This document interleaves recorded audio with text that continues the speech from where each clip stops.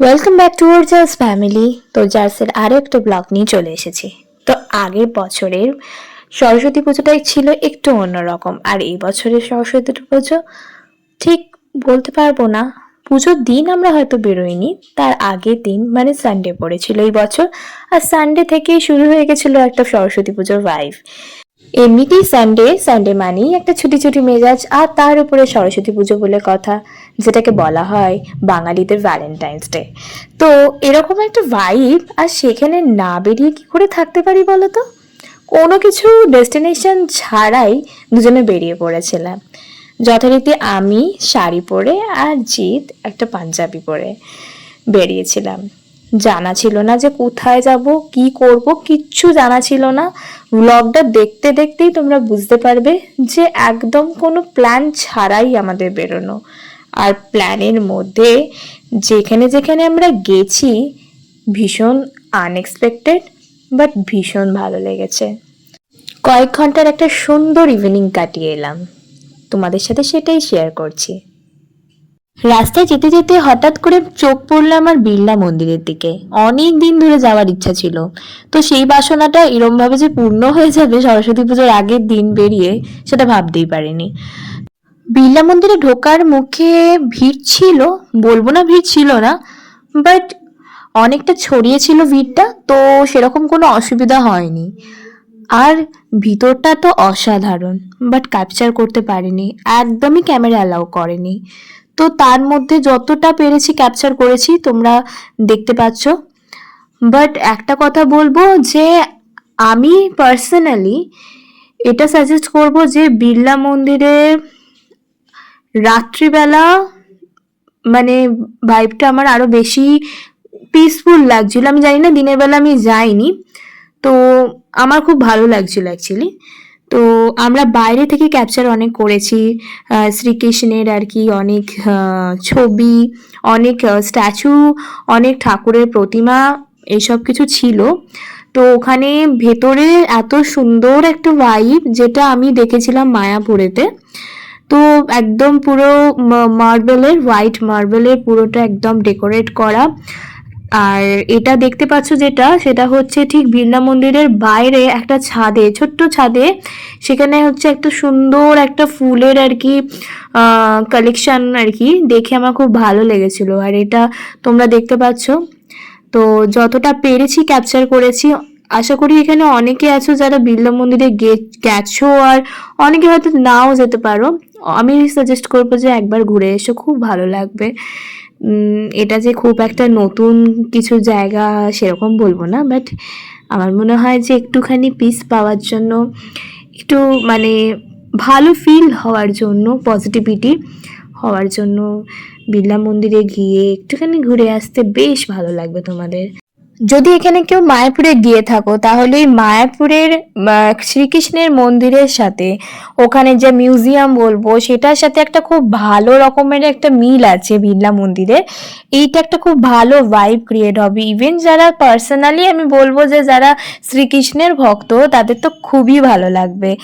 আমি এখানে ক্যাপচার করতে পারিনি, ভিতরটা যদি ক্যাপচার করে তোমাদের দেখাতে পারতাম খুব ভালো লাগতো, কারণ ভিতরের দৃশ্যটা জাস্ট অপূর্ব।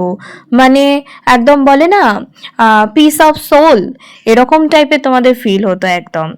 আর যেটা বললাম যে মায়াপুরে যদি কেউ না যেয়ে থাকো, তাহলে বিড়লা মন্দিরে গিয়ে তোমরা একটা মায়াপুরের ভাইব পাবেই পাবে। চলে এসেছি আমরা পাটুলিতে, জল খাচ্ছি, জল খেতে ব্যস্ত।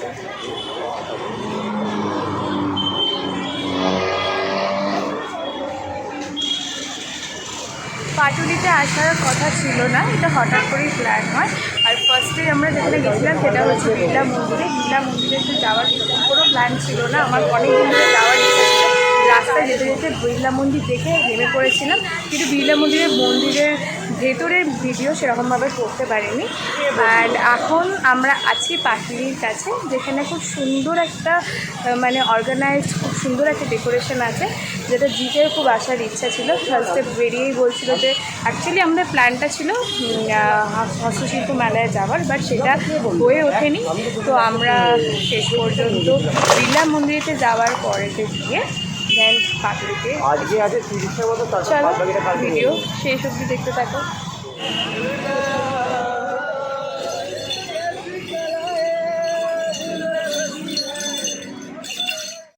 হ্যাঁ, বেরোবার আগেতে যেটা বলেছিলাম যে তোমাদের যে কোনো রকম প্ল্যান ছিল না যে এইখানেই যাব, এখানে গিয়ে আমরা টাইম স্পেন্ড করব বা কোথাও গিয়ে খাবো, এরকম কিচ্ছু প্ল্যানিং ছিল না। তো বেরিয়ে যখন গেছি, গিয়ে যখন আর কি যাবো যাবো কোথাও একটা ঠিক করছি, তখন জিতি বলল যে চলো পাটুলিতেই তাহলে চলে যাওয়া যাক। অ্যাকচুয়ালি আমাদের ইচ্ছা ছিল যে হস্তশিল্প মেলাতে যাওয়ার, বাট অনেকটা দেরি হয়ে গেছিল বেরোতে। তো যেহেতু হস্তশিল্প মেলা 8:30 অবধি লাস্ট টাইমিং ছিল, তো বেরোতে বেরোতেই বেজে গেছিলো হচ্ছে 7টা। তো তাই জন্য আমরা গিয়ে পৌঁছাই পাটুলিতে। তো পাটুলিতে যাওয়ার পথে বিড়লা মন্দিরে একটা এক্সট্রা ভিজিট বলতে পারো, একটা ঘোরা হয়ে যায়। তো পাটুলিতে এত সুন্দর একটা ডেকোরেশন ছিল, এটা বলতে পারো যে একটা ওয়াকিং স্ট্রিটের মতোই, মানে ফুটপাথ যেরকম হয় ফুটপাথের মতোই জায়গাতে।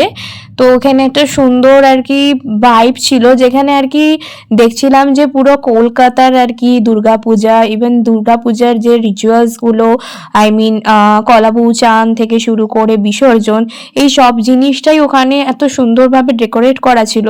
তার সাথে হচ্ছে অনেক কিছু ফুড স্টল, ইভেন কিছু কিছু ব্যান্ড যারা আর কি বলতে পারো কলেজ গ্রুপ এরকম থাকে না, যে একটা এরকম অনেকে গিয়ে গান করছিল। একটা সুন্দর একটা মানে হয় না, একটা টাইম পাস করার থেকেও বড় কথা একটা ভালো একটা বেশ একটা স্ট্রিট ওয়ার্ক, তার সাথে একটা খুব ভালো একটা, যেহেতু এখন উইন্টারের একটা শীতের একটা হালকা ঠান্ডার মেজাজ এখনো আছে, তো তার মধ্যে বেশ ভালো লাগছিল। এত সুন্দর ডেকোরেশন ছিল। আর তার মধ্যে এই যে অনেক জিনিস দেখতে পাবে যেগুলো আমি ক্যাপচার করেছি, যেমন হচ্ছে এই যে তোমরা যেরকম দেখতে পাচ্ছ যে বিশ্ব বাংলার যে লোগোটা, দক্ষিণেশ্বর টেম্পল, দেন হচ্ছে সেকেন্ড ব্রিজের যে একটা লাইটিং দিয়ে আর কি ব্রিজ ক্রিয়েট করেছে, একটু এগোলেই তোমরা দেখতে পাবে। তার সামনে রবীন্দ্রনাথ ঠাকুরের একটা স্ট্যাচু দেখতে পাচ্ছ নিশ্চয়ই, লাইটিং এর যে দিয়ে তৈরি করেছে একটা সেকেন্ড ব্রিজের একটা আই মিন স্ট্রাকচার। তো এখানে বলতে গেলে আমি যেটা বুঝলাম যে পাটুলির এই জায়গাটায় কলকাতায় কিছু স্পেশালিটি, কিছু স্পেশাল মোমেন্ট যেগুলোকে অ্যাকচুয়ালি এখানে ক্যাপচার করেছে।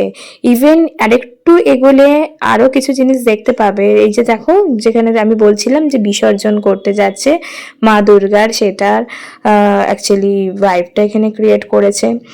আর এইখানে হচ্ছে কলাবউ স্নান করানো, যেটা আমি বলছিলাম। দেন তার সাথে হচ্ছে দেখতে পাচ্ছ তোমরা যে এখানে স্বামীজির অ্যাকচুয়ালি স্ট্যাচু, সেটাও তোমরা দেখতে পাচ্ছ।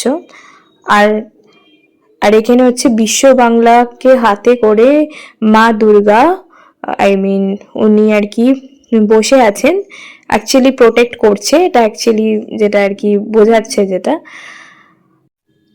আর ঠিক যেতে যেতেই চোখে পড়ে আমার এই ছোট্ট বন্ধুর সাথে।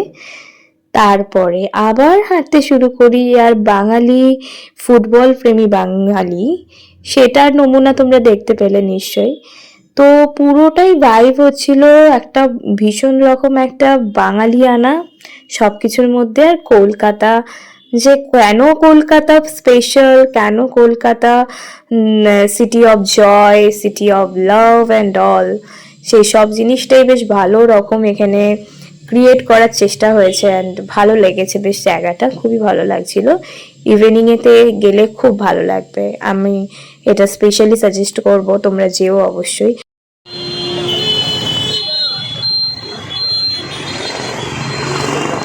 আজকে আজকে আমি আর যে দুজনেই এসেছি। তো আগেরবারে সরস্বতী পুজোতে আমাদের সাথে রোহিত ছিল, তোমরা সবাই জানো। বাট আজকে আমরা দুজনেই সেলিব্রেট করছি সরস্বতী পুজো। বেরিয়েছি মানু রাজন না, ও অ্যাকচুয়ালি একটুখানি ফ্যামিলি গেট টুগেদারে গেছে আর কি, ডিনারে। তো আমাদের সাথে জয়েন করতে পারিনি আজকে। তো ভিডিওটা কেমন লাগলো বলো। আমরা পাটুলির এই যে ডেকোরেশনটা এখানে যেটা হয়েছে সেটা তোমাদের তুলে ধরলাম। হয়তো তোমরা অনেকেই এখানে এসেছো এর আগে বা ঘুরে গেছো, বা এটা অনেকের জায়গা হতে পারে, থাকার জায়গা। বাট আমার পার্সোনালি বেশ ভালো লেগেছে, বেশ ছড়িয়ে আছে জায়গাটা, অনেকজন মানে অনেক ভিড় আছে আজকে, যেহেতু অকেশনালিতে আমরা এসেছি, কোনো আপডেটে আসিনি। বাট ভালো লেগেছে। তুমি কিছু বলতে চাও? কিচ্ছু বলার নেই? তোমার কিচ্ছু বলার থাকে না কোনোদিনও? হ্যাঁ, অনেক সময় উইথাউট প্ল্যানিং খুব ভালো একটা মিষ্টি মোমেন্ট তৈরি হয়। তো এরকমই ছিল এই দিনের সন্ধ্যাটা। তো tata, bye bye, take care, sayonara. দেখা হচ্ছে নেক্সট ব্লগে।